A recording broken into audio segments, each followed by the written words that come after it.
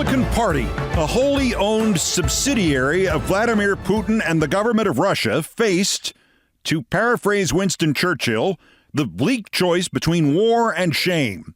It has chosen shame, and it will get war thrown in a little later. This is simply true. The United States is not helping Ukraine. Ukraine is helping the United States.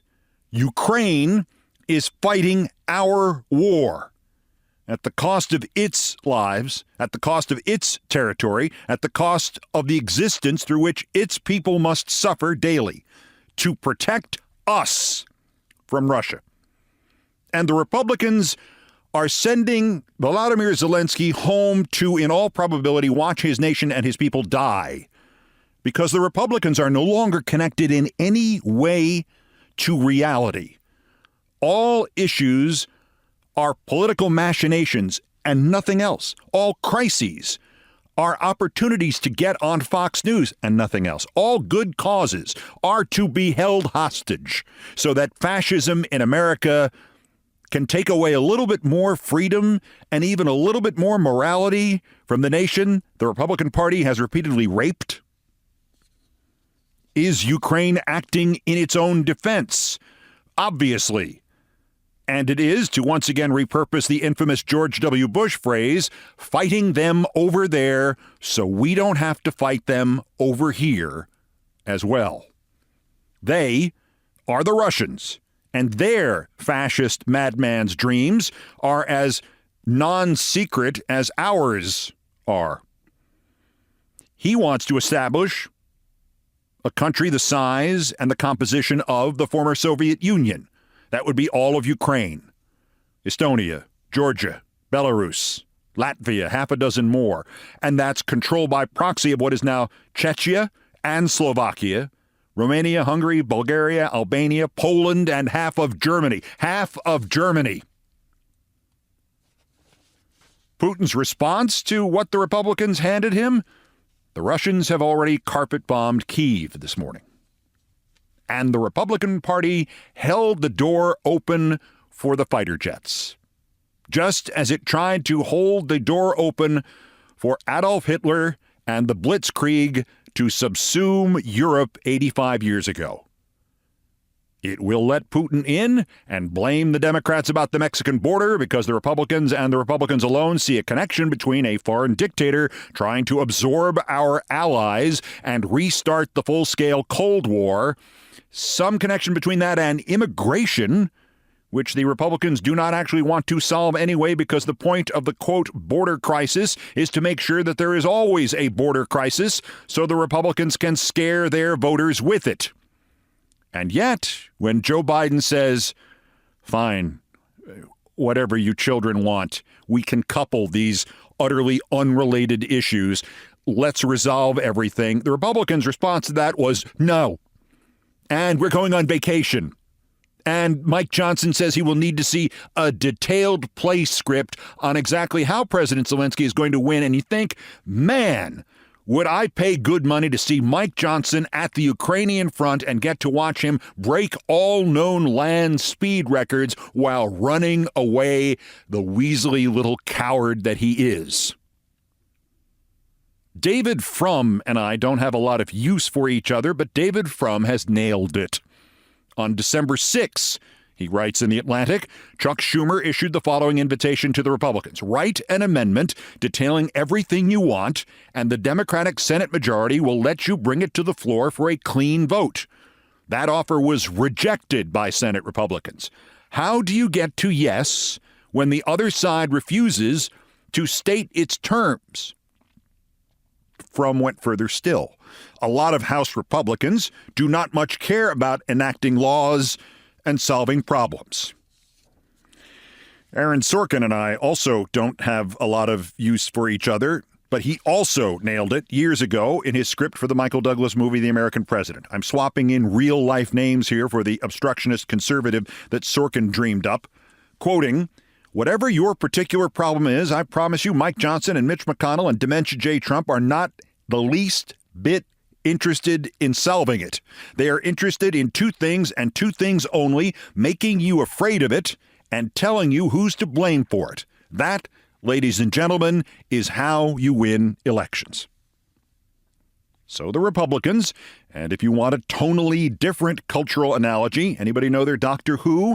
The Republican Daleks send Zelensky, who has been doing our work for us, back to Ukraine because Biden and Schumer and the Democrats will compromise on the imaginary border crisis and will give the Republicans what they claim to want. It's a Republican win-win, and they say no.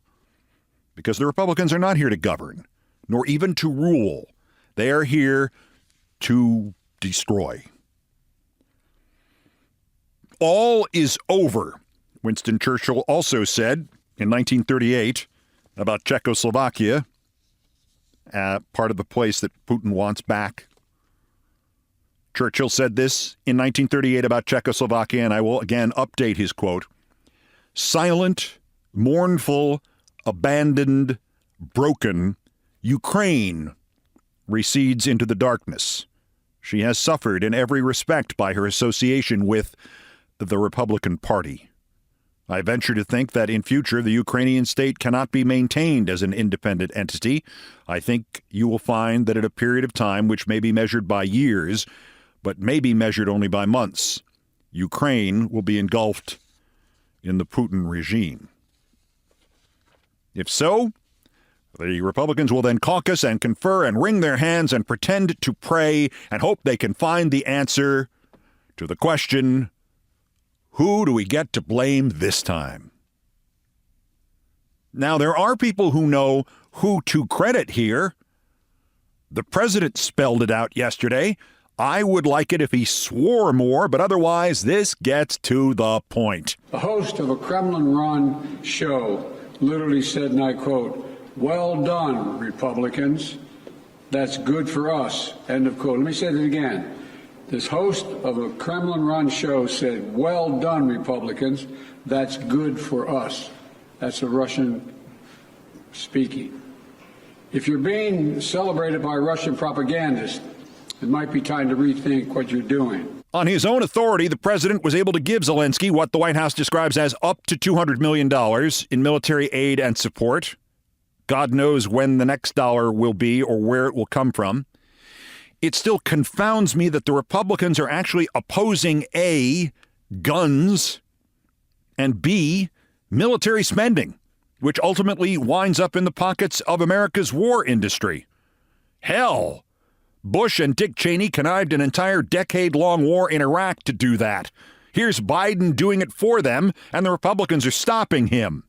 Even just from their own viewpoint, the Republicans are idiots. And there is, of course, a further irony here. Whatever the Republicans really want at the border in exchange for Ukraine aid, and at the border, bluntly, what they want is to expel all non-European white immigrants who are here, legal or otherwise, and then build some sort of wall behind them. Miles and miles of wall. At least 3 or 4 miles. But with 1,000 live stream cameras focused on it so they and Trump can pretend they are fulfilling their promises to their masochistic, slavish, subhuman cult. So they can constantly televise and broadcast the suffering and the despair of the people Trump happens to hate. That true goal, that wall, will be blown over in the coming wind, and possibly literally. If the Republicans really did want to control immigration, first, the Democrats have already offered them a deal they don't deserve, to say nothing of a deal that the immigrants certainly don't deserve in negative terms. But secondly, and longer term, if the Republicans really did want to control immigration, they and not liberals would be leading the fight against climate change. Because if the Trumpists think this, quote, migrant surge, unquote, which brings our country people who are provably statistically harder working, less violent, more respectful of the law than every native-born conservative, if they think this is a problem, wait until the climate refugees begin coming to our border. And as it gets hotter and hotter in more and more of the world in which human beings just will not be able to survive any longer, where do the Republicans think those people will go? Do they expect those people will stay near the equator to be slowly roasted alive because they don't have the right passport? Or do they expect that they will come here just to try to survive. And this does not even begin to address the reality that as resources dry up and chaos increases in Latin America, in South America, and elsewhere, those with political power there will survive, and those without political power there will not survive. And guess what? Those without it will be fleeing those countries indirectly because of climate change, and they may already be doing so now. So good luck with your wall, boys. Let's see what good it does you when it isn't 2.5 million people a year, but 2.5 million people a week. If the Ukraine topic did not make it clear how unserious the Republicans are, the impeachment of Joe Biden for something, we'll figure out something. Right now, it says here, we've proven he is illegally the illegal father of the illegal Hunter Biden, which is illegal. This continues with the kind of precision and rectitude reserved for such cataclysms of government. Speaker Johnson tweeted yesterday that the impeachment inquiry vote would be within hours. Then he deleted that and replaced it with another tweet that said the impeachment inquiry vote would be. No time frame at all, just that it will happen. Mike Johnson is an ass clown. And he may be the sharpest of the lot. This is Democratic Congressman Joe Neguse of Colorado trying to get a simple answer out of an appropriately simple man, Chief Republican Deputy Whip Guy Reschenthaler. The question, Guy, is what is the crime you want to investigate and impeach Joe Biden for? What is the specific constitutional crime that you're investigating? Well, we're having an inquiry, so we can do an investigation and control the production of witnesses. And what is the crime you're investigating? And documents. High crimes, misdemeanors, and bribery. What high crime and misdemeanor are you investigating? Look, I will, once I get time, I will explain what we're looking at, and I will make the equivalency. No, I'm just asking you for the last impeachment. Of course, Reschenthaler can't give a straight answer. To say, we're doing this to please Trump so he can say Biden was also impeached, that makes you look like an idiot even to a Trump voter. And if that's what they want, an idiot, in Guy Reschenthaler, the Republicans have found the right man. The quote I read from the American president earlier gets more and more valid, consumes more and more of the Republican Party every day. There is no longer any policy advocacy, no longer any governance, no longer any bare minimum of reality, not even reality-based slander. Yesterday, Rudy Giuliani finished his second day of insisting he's not guilty of defaming Ruby Freeman and Shay Moss and will prove everything he said is true, while his attorney continued to try to prove to the court that, yes, while Rudy is guilty of defaming Ruby Freeman and Shay Moss, he shouldn't have to pay for the damage to their lives. One would think being a living, breathing self-contradiction would cause Rudy's head to split open and all the Pez candies inside to fall out. But no, he could go out there after the trial day ended yesterday and seriously play his last and no doubt decisive card, the answer of all answers. Ruby Freeman and Shay Moss are conspiring with Hunter Biden. It can't be ignored that the chief lawyer represented Burisma and is close to Hunter Biden. Gottlieb represented the crooked company Burisma, which is alleged to have paid $5 million to Hunter Biden. Having deployed his secret Hunter Biden death ray and gotten not acquittal but only laughter, there really isn't left anything for Rudy to even make up. Well, one thing. There is one more magic word Rudy could still throw out there in his self-defense. It was used yesterday on the floor of the House by Congressman Andy Harris of Maryland, a Navy veteran who knows military crises firsthand. Ukraine, the nightmare in the Gaza Strip and Israel, Burkina Faso, Niger, everything else in the world today.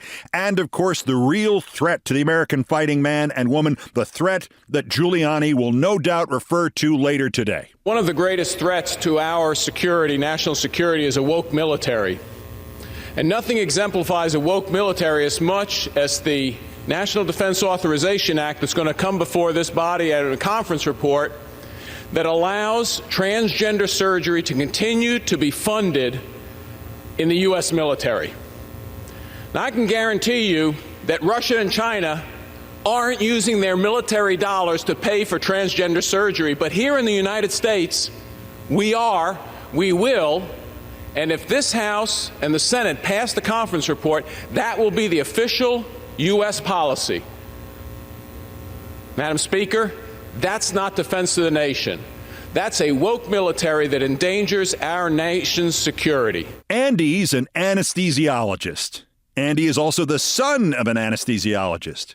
Andy was also a Navy anesthesiologist. So Andy is an anesthesiologist veteran. And as you just heard, I'll take odds of 6-5 that anesthesiologist Andy is high on his own supply. The military in China and Russia, Andy, they're slaves. Ours, Andy, is an all-volunteer military. U.S. Army, Navy, Air Force, Space Force, all of them. They have to offer medical deals that are at least as good as the one Amazon offers. Nitwit. Lastly, if you have, in the middle of the night, there's that word again. If you have awakened in the middle of the night, wringing your hands, wondering how in the hell any percentage of this country can still support the Republicans with not just a fascist agenda, but a fascist agenda made out of cardboard and string and slogans and no substance of any kind, not even bad ideas put into practice.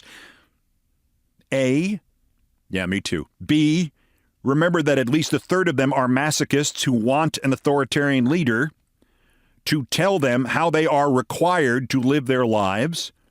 But C, the assumption that the current electoral mood that is assumed to tilt towards Trump and the end of democracy, the assumption that that will still be like this 10 months from now is just that, an assumption on top of an assumption. 1 month ago, American media, including the so-called liberal media, stopped all talking and, in fact, stopped all breathing because the New York Times polls had Trump beating Biden and beating him badly in the swing states of Arizona, Georgia, Michigan, Nevada, and Pennsylvania, and the smallest margin in any one of the states was 4 points. Odd, then, wasn't it, that the Times and CNN and the Washington Post and the rest of the media political industrial complex devoted almost no time yesterday and will surely devote no time today to the Ipsos poll for Reuters that showed that in 7 swing states, Arizona, Georgia, Michigan, Nevada, Pennsylvania, and North Carolina, and Wisconsin, the margin right now is Biden by 4 points. Biden by 4 points. And, oh, by the way, Reuters and Ipsos also found that just a little of Trump's support hinges on him not being convicted in D.C. or in Florida or in Georgia or in New York City or in New York State / Stormy Daniels or in New York State / business fraud. 31% of Republicans, according to the Ipsos poll, say that if he is convicted of a felony crime by jury, they will not vote for him. And if 31% of Republicans do not vote for Trump, Biden is going to win by 250 electoral votes. Funny they didn't cover those polls yesterday. Maybe next time Reuters should include the important issues to get fuller coverage. You know, the important issues.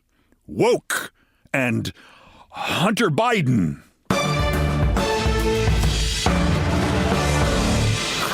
Christ. Also of interest here, they are cutting up the suit Trump wore to his mugshot and selling it for $4,653 per piece. So, when they cut it up, was he still in it? That's next. This is Countdown. This is Countdown with Keith Olbermann.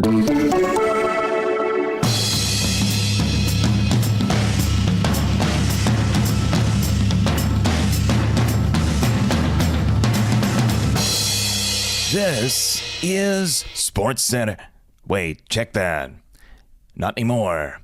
This is Countdown with Keith Olbermann. In sports, Dateline, Verdun, Manitoba, Canada.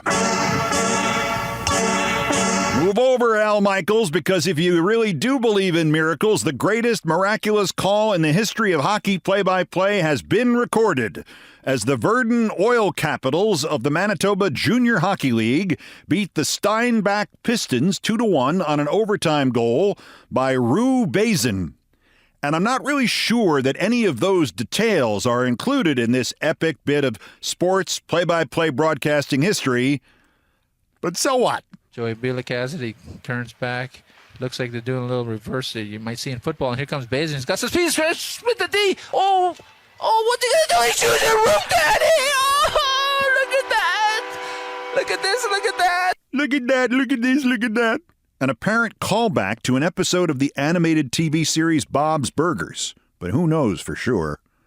And who knows is the theme of this, because while the call has gotten widespread viral play, even when the Verdun team tweeted it out, they did not mention the name of the announcer.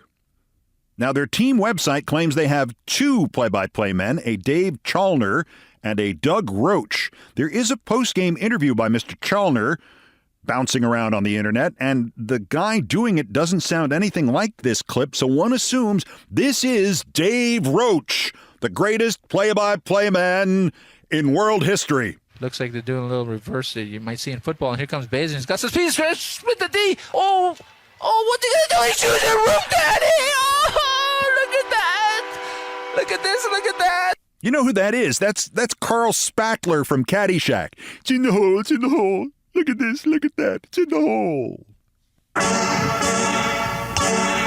Dateline Kansas City, Mr. Roach, or in case I'm wrong, Mr. Chalner, may want to apply for Tony Romo's job on CBS TV football coverage. His first 2 years in broadcasting, Romo was fresh, informed, exciting, droll. And then something bad happened. He is now possibly the worst color analyst in sports. And we're not just talking about the strategic subtleties of the game, which he used to be able to predict 15 or 20 minutes in advance.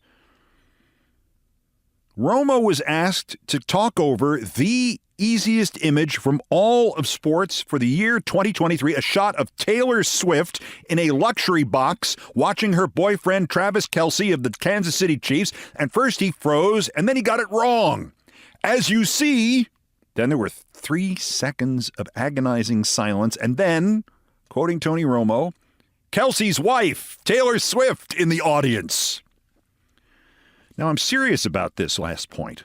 I'm actually worried about Tony Romo's health, because besides marrying Travis Kelce and Taylor Swift without their knowledge, when was the last time anybody with their full wits referred to the crowd at a football game anywhere as, quote, the audience?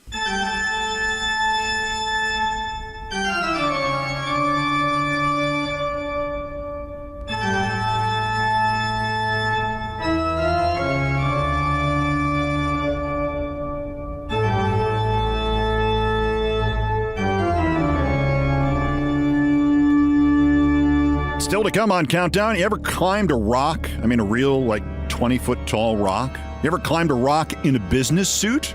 Have you ever climbed a rock in a business suit and in brand new dress shoes that have been polished to an amazing gloss by continual exposure to sand and rain? I have, and I have lived to tell you about it. But not after first I fell about 20 feet off that rock. Things I promised not to tell next. First time for the daily roundup of the miscreants, morons, and Dunning-Kruger effect specimens who constitute today's worst persons in the world, and that day I would have been on this list. The Bronze, COP28, the climate change conference. Now, who could have seen this coming? Just because the president of COP28 was an oil baron, literally a sultan from the United Arab Emirates, COP28 has closed in disaster with an unresolved nightmare as of recording time. The draft version of the collective final statement from the world's attempt to stop planetary disaster from climate change said nothing about phasing out fossil fuel use. In fact, it demanded that American gas stations resume giving out free commemorative presidential coins with every 10-gallon purchase. No, I made that last part up. Sadly, I did not make up that first part. Worser, MSNBC. The New York Post reports that viewers of the Morning Joe program had a most unexpected experience day before yesterday when the start of the show was delayed by 12 minutes. when co-host Mika Trump enabler Brzezinski came on and thanked everyone for bearing with them after 12 minutes. Apparently for the first 12 minutes, there was a series of promos, unexpected reruns of Lawrence O'Donnell's show from the night before, or was it from the year 2013? No one could really tell. And a still shot of the Capitol with Teenaged Wasteland from The Who playing in the background. So none of it made any sense and nobody knew what was going on. I thought they said this edition of Morning Joe was different than every other edition. But the winner, the worst, Trump. Nah, this is something different. Without expanding the con, you're not truly a con man anymore, and he is truly a con man. Before, it was trading cards, showing him buff and on a horse and as a hero, as a cartoon character, accurately. Now, he has expanded into another staple of the sports card industry, the game-used relic card. Trump is selling a special card with his Atlanta mugshot photo and attached to it a certified, authenticated swatch from the suit he wore that day. It's a prison-used suit card. Now, at first blush, it seems as if it costs $99, which I will admit, given that my 2008 Topps game-worn tie baseball card can be had for $12 on eBay, $99 isn't bad. Like it or not, he's a president. You'd pay $99 for a James Buchanan game-worn cravat card, wouldn't you? But on closer inspection, there's a con within the con. Turns out to get one of the actual swatches from the suit he was wearing while he was arrested, you have to buy 47 of the cards at $99 each. That means your cost is just $4,653 per card. For the punchline here, I'd like to quote David Frum for the second time in this episode about the swatch card. Frum writes, quote, "The good news for Trump finances is that when you wear an XXXXXL, there's a lot of fabric to sell." Dementia J.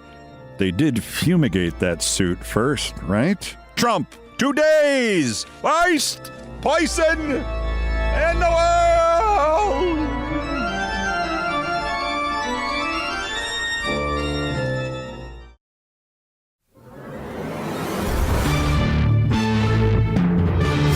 To the number one story on the countdown and my favorite topic, me and things I promised not to tell. And it was this time of year in 1996 when my agent called me at ESPN. There's an ad agency in Santa Monica. They just called me. Would you like to do 2 commercials for Boston Market? I answered with profound indifference. Okay, would you like to do 2 commercials for Boston Market for $250,000? I believe my next words were, well, I can't do them today, but sure. They faxed me the scripts. They're actually pretty funny. Very well done. I think you'll like them. I believe my next words were, if I don't have to kill anybody in them, call them back and say yes and get the money. Since the idea was these ads would run on sports telecasts, most of them on ESPN, my yes got back to management at ESPN pretty quickly. You can't do these, one of the executives explained dismissively. We don't let anybody do commercials. I laughed. Every one of us has done the This Is SportsCenter commercials. Some of us have written the This Is SportsCenter commercials. You don't even give us days off for making them, let alone give us money. This is money I don't have to ask you for. The executive shook his head. Those aren't commercials. Those are promotional announcements. They're in your contract. Nobody here does commercials. I said, Chris Berman has done a beer commercial in 3 out of the last 5 Super Bowls. My commercial is just for food. Well, he's Berman. I pointed out I went to high school with him, and I was the star of their most popular program, a little thing called SportsCenter. TV Guide had just named us one of the top 10 shows on TV. Shows, not sports shows. Us and Seinfeld. Sorry. Well, now I got a little angry, which never happened to me at ESPN, and I went to my ace in the hole. My contract expires in like 10 months, and you know I intend to leave. And during those 10 months, you're going to pay me about $260,000. So Boston Market is going to pay me $250,000 for 2 days' work instead of 10 months' work. Plus, they're going to take me out first class to L.A. for a couple of days, and they're probably going to do some radio spots, and I'll make another $25,000. So you're giving me a choice? Make, say, $275,000 in like 5 days for them or make $260,000 here between now and next September when I'm planning on leaving anyway? If you make me choose between those two, which do you expect me to choose? The executive coughed. We'll get back to you. An hour later, he got back to me by phone. Okay, we see your point, but there's still two problems. We can't just let everybody do commercials. I said, well, why don't you just let anybody who went to the high school that Berman and I went to do commercials? He did not laugh at that. Well, how about only your regular weekday SportsCenter anchors get to do commercials? There was a grunt and a maybe. Then we got to the gist of the real problem. Here's the real problem. People on your show, they'll be resentful. And I said, why will they be resentful? Because the production assistants are expecting that they're going to get their own commercials too? And I said, how about this? The day I'm out there actually shooting the commercial, I will get Boston Market to cater dinner for the show staff, even if I have to pay for it myself. There was a long silence. Would management be included in that? And can we get all the side dishes too? I swear to God. So off I flew at the beginning of December during a winter that had gone frigid in October in Bristol, Connecticut. The next thing I knew, I was on the beach in Malibu at Leo Carrillo State Park. The crew is complaining because it is raining lightly and only about 55 degrees. To me, fresh from the hinterlands and having not been back to L.A. since I had moved out in 1992, it's like I'm in Tahiti. And my agent was right. The scripts were funny and original. They were a send-up of the old Calvin Klein Obsession perfume commercials. There are two extremely thin models, and they are filmed writhing in frustration on the beach, on the big rock outcroppings at Leo Carrillo State Park. She is supposed to say, emptiness. How can I fill this empty void of emptiness? They are in black and white, but I emerge from behind a rock or wherever. I'm in color. They are in black and white. And I say, when they say they don't know what to do about this emptiness, I say, eat something. I then sell the sandwich. Then it cuts to a shot of me walking them down the beach with my arm over each of their shoulders, telling them eating is a good thing and who's wearing cologne or who likes sports or other stupid things like that. For $250,000. Well, we start this at 8 a.m., and the producer and the director, John, say to me and the two models and the crew, look, this rain is just going to get heavier as the day goes on. So what we want to do is not take a break for lunch. We'll just shoot until 2 p.m., and then you can have lunch or you can take your lunch with you, and you'll all get paid for a full day. And everybody agrees. The actress agrees, and she swears as she agrees. The actress is named Una. Una is from Chicago, and it will soon prove Una swears more than a longshoreman. This blanking cold can blank my blanking blank. To be fair, Una and the guy are dressed in Calvin Klein rags, and they are there, and they are from there, and they are freezing, while I am wearing a production company brand new suit and shoes, and to me it feels like it's Tahiti. We take a couple of hours where we do all the shots where I emerge from behind the rocks or go around the rocks or over the rocks or I look over the rocks. And the director finally says, okay, we got 5 good options. Let's set up for the walk down the beach with your arms around each other's shoulders.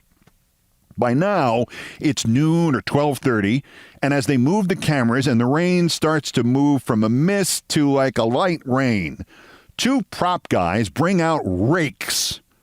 And I'm sitting with the crew, and I've been asking them questions all morning in between takes about how this is all being arranged and made and lit. And I say, rakes? What do you need rakes for in a commercial? And they say, you'll see. And then each time me and Una and the guy walk down the beach and the director says, cut, we go back to the starting point. Now, out come 2 stagehands with rakes, and they rake the sand on the beach smooth. And I say, oh, footprints.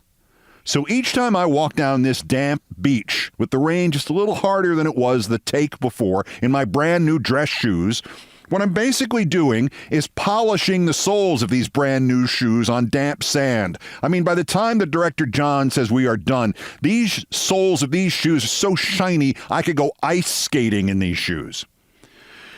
And John comes over and he says, listen, we got another half an hour. Can we go back and try a new way for you to appear on the rocks? I mean, can you climb rocks at all?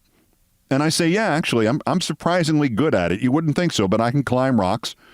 And he points to one rock outcropping on the beach. Maybe it's 18, 20 feet high. And he says, try to climb up that and go as high as you can. If there's nothing that'll support you, we'll forget it. And I try, and sure enough, I get up near the top, and there is a perfect little shelf in the rock that I can comfortably stand on. And the director points the camera up, and he says, oh, damn, the angle's too tough. I can't swing the camera down fast enough for when you say eat something, so I can refocus on the models. It won't work. Is there anything lower on the rock where you could stand? Can you come down at all? And I said, I think so. I think I can come down a little bit. Well, little did I know. Sure enough, maybe 9, 10 feet from the beach, up in the sky, there is another little foothold on this rock outcropping. It is not big enough for me to put both my feet on it, but I say, if you don't mind me holding on to the rock as I say eat something, I can do it from here. And the director says, okay, let's try it. And I climb down the rock, and he's moving the camera, and I put my left foot on this flat part, which is 9 or 10 feet up from the beach, and for a couple of seconds, everything is fine. I'm good.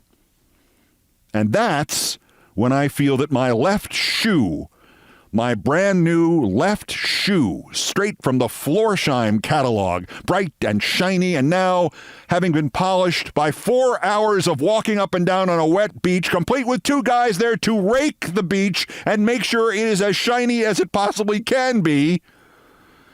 My left shoe, slipperier than a diamond, is now moving of its own accord. I'm holding. I'm doing a good rock climbing job, but the shoe is not holding. Hey, I say with some alarm, I'm about to fall off. I hit the sand no more than 5 seconds later, so that's about a 16-foot drop from my head to the beach.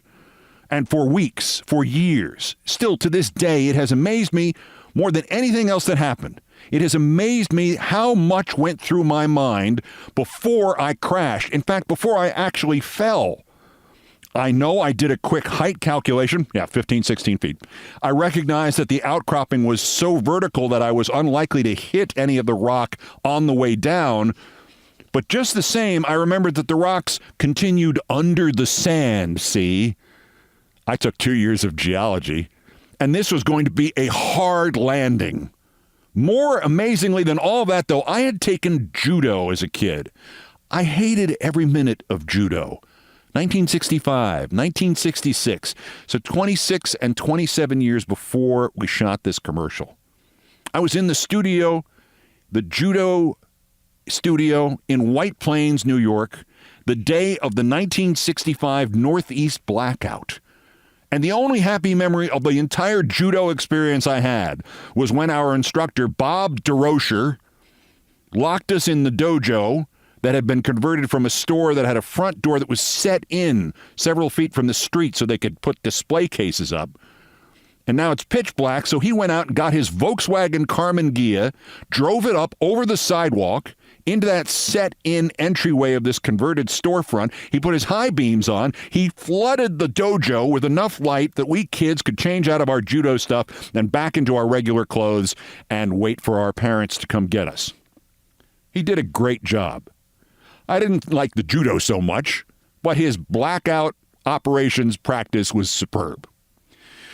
So now, with all of this having gone through my head in a second, I began to fall, and everything else from that year of once-a-week judo classes comes back to me. Relax as you drop. The more of your body that hits, the less you'll get hurt. Hands protect the head. Drop like a sack of sand. I did not hit the sand, per se. I kind of splattered on my left side. Like, swap. As I rolled over onto my back and took a breath and sat up, of all people, Una was the first to race over to me. You want some blank and tea? I said, no thanks. Let me see if I'm dead. The grips tried to help me to my feet, but I felt some very sharp pain which suggested we should slow down. The problem was, though, even if I needed an ambulance, there was no way to get one down to where we were shooting, as that rock outcropping that I had just fallen from suggested. I like to call it a cliff every now and again. Leo Carrillo State Park had a real cliff in it and a flight of stairs. I mean, 100 steps, 200 steps up to Pacific Coast Highway and a park. Sure enough, I was able to stand, but I couldn't move easily. Everything hurt. So the two biggest members of the crew let me drape my arms over their shoulders, exactly the way I had draped my arms over their shoulders of the models during the beach shot. I stopped for a second. Hey, Ona, you sure you don't want to franken carry me up the stairs? She said with genuine sincerity, now that's blanking funny. Seemed to me like it took about a month to get up those stairs. I assumed there would be an ambulance waiting by this point. Instead, there was a park ranger. This is a state park. I have to see you first. Then I have to call the fire department. I said, well, this pain on my side here, this feels like fire, but I don't think it's actually fire.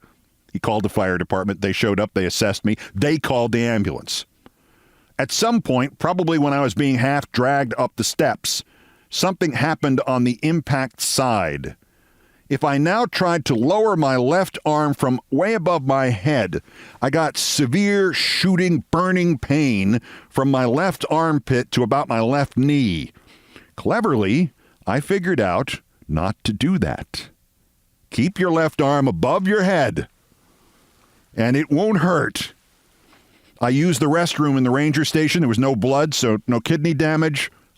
I'm okay. It does, however, hurt, and something could be broken. Now I go back outside, my arm above my head, like I'm signaling for a cab on the streets of New York City. And the ambulance shows up, and the EMTs tell me to get on their gurney. And I said, I can't. I can't lower my arm unless I want excruciating pain. I can't move my arm. I have to stay in this position looking like a flamenco dancer. But I said, listen, can you lock the wheels on this gurney? And they said, sure we can. Of course we can. And I said, just lock the wheels, and I'll just back up onto the end of it, and I'll fall backwards. And it worked. And so, with my left arm still extended over my head, they loaded me into the ambulance. Apparently, when I fell from that rock, or cliff, as I call it, it looked like I had been shot. 50, 60 people on a commercial crew. The shooting day is over. They have missed lunch. There is a very nice catered lunch sitting there. And they told me later that everybody was so disturbed by what happened to me that only 3 people even took something to go. And no, the director was not filming as I fell, sadly. So we hit every pothole on Pacific Coast Highway on the trip from the beach to the hospital. I called my agent from my cell phone. She laughed. I called ESPN, actually to check on the catered dinner. Oh, what's new? Oh, I fell off a cliff shooting the commercial. They laughed. And I'm lying there in the emergency room waiting for x-rays when my cell phone rings again. And I reach into my left pocket, and I had the phone halfway to my ear when I realized my left side does not hurt anymore. At all. It does not hurt at all. Well, that was a quick recovery. I sat up. My left side felt fine. In fact, it felt great. And a nurse came over and suggested I should lie back down again. I said, why? Somehow I got better on the trip from all the potholes and just lying here. In fact, I feel great. Did you guys remove my left leg while I wasn't looking? Did you replace it with the left leg that I had when I was 12? Because I could hop back to Connecticut on my left leg right now. Just cancel the flight. She laughed. She said, no. What I was feeling would be the morphine they gave me so they could twist me around and take the x-rays they needed. And I said, please, never, ever give me any more of that ever again. Thank you. My judo flashback, as it turned out, had done the job. I had broken nothing. The ER doctor complimented me on my fall, and he said I probably had 6 or 8 different sprains on my left side. It would hurt, but it would keep getting better, and I'd be able to make my flight home the day after next. He was completely right, although I now found 25 years later that it's beginning to hurt like I just fell off the cliff. Anyway, I went back to the hotel. I ate well. I slept well. I managed to walk around with the help of a cane, and I went back for day 2 of the commercial shoot. This one is in a mansion in Pasadena, a room teeming full of Unas lying on the floor. They're photographed through chandeliers. They're lazy rich kids who also need to be told to eat something. I arrived and walked into applause from the crew, and I delivered a well-rehearsed line. And now for my next trick, which is when the director, John, came over and apologized, and he said he thought this entry into shot for me would be way easier. What I had to do was lie on the floor, then sit up and deliver the line, eat something. If you can sit up, he said, that is. If you can't, we can do something else. Can you sit up? And I thought about it, and I rubbed my lower back, and I said, based on the day so far, yeah, I could, but probably only 6 or 7 times. And I said, while I can sit up, it's clear to me one of those bad sprains was in the muscles somewhere of my lower back, and if I try to lay back down, I lose control. I'll just crash back to the floor. That actually happened getting out of bed this morning. So after each take, the same 2 guys who had walked me up the stairs after I fell at the beach gently held my arms and shoulders and lowered me back to lying on the floor. We got what we needed. I went back to the hotel. I had dinner with some friends. The next day I was a little sore, but perfectly fine to get back on the plane east. And sure enough, only time ever I had a west to east tailwind. The flight from LAX to Newark took 3 hours and 48 minutes. We traversed the country like a dart shot from a gun or an Olbermann falling from a rock outcropping. Oh, by the way, the commercial was an immediate success, unlike any that Boston Market had ever done before. In those days, they were packed each night for dinner at every location, selling half chickens and full meals with potatoes and salads. And they were getting an average of $12 out of every customer. The rest of the day, the place was empty. The idea behind my commercials, they were designed to bring in a lunch crowd, a sandwich and a soda and a bag of chips for $4. Soon they were swamped at lunchtime. Boston Market ordered 3 more commercials, these to be shot in a studio in New York. They offered me $50,000 a day. An entire new career vista was opening in front of me. I was, for a week or 2 in early 1997, the most successful male commercial actor in the country. We shot those 3 spots. I interrupted a grunge concert to shout, "Eat something" at the band, and then I got carried off by the crowd in a mosh pit. And I interrupted a Romeo soap opera surgeon coming on to his nurse by rising from the operating table to shout, "Eat something." And then we did something with ball players at the stadium on Randall's Island, and I remember nothing of that because, unlike the first 2, they never edited the film because that's when it happened. Their equivalent of falling off the cliff. I will confess it had not occurred to me. Then again, I did not own Boston Market. I did not work for their marketing department. I did not run the ad agency they employed. But none of them anticipated it either. After the first few weeks of giddy glee about the lunch crowds I had brought them, somebody noticed something unfortunate and unexpected. Basically, for every $4 lunch they were now selling, they were selling 1 fewer $12 dinner. They had not gained any new customers. They had just managed to get their customers to each spend $8 less. These very well-made, very memorable commercials worked very, very well. And the problem with that was each time they did work, it cost Boston Market $8. By the end of 1997, Boston Market was something like $900 million in debt. It had filed for bankruptcy, and it had been taken over by McDonald's. On the other hand, I got my money, and in the 25 years plus since, Boston Market has not once used a celebrity endorser to try to sell their food. Oh, and there was one other positive outcome from my header off that cliff that December so many Decembers ago. The ad agency actually received the award. I did not, so I can't quote the title of it for you.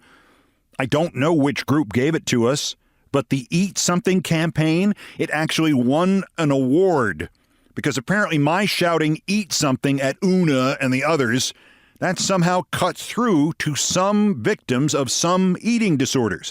What I was told was we got an award from a National Bulimia Association.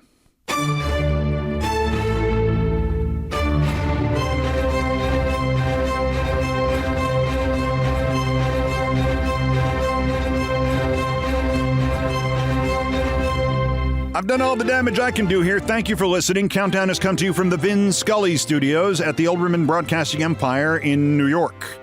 Do me a favor, if you would. Send this podcast to somebody who does not listen to it, who you think should. Just one person. The growth to be accomplished by conventional promotion may have hit its limits. So we have to get creative here, and by we, I mean you. Countdown musical directors Brian Ray and John Philip Chanel arranged, produced, and performed most of our music. By our, I mean mine. Mr. Chanel handled orchestration and keyboards. Mr. Ray was on the guitars, bass, and drums, and it was produced by TKO Brothers. Other music, including some other Beethoven compositions, arranged and performed by No Horns Allowed. The sports music, courtesy of ESPN Inc., written by Mitch Warren Davis, called the Olbermann theme from ESPN2. Our satirical and pithy musical comments are by Nancy Faust, the best baseball stadium organist ever. Our announcer today was my friend Larry David, and everything else was pretty much my fault. So that's Countdown for this, the 1072nd day since Dementia J. Trump's first attempted coup against the democratically elected government of the United States. Use the Insurrection Act against him and them while we still can. The next scheduled countdown is tomorrow. Bulletins as the news warrants. Till then, I'm Keith Olbermann. Good morning, good afternoon, good night, and good luck. Here comes Bazin. He's got some speed with the D. Oh, what are you going to do? He's shooting the roof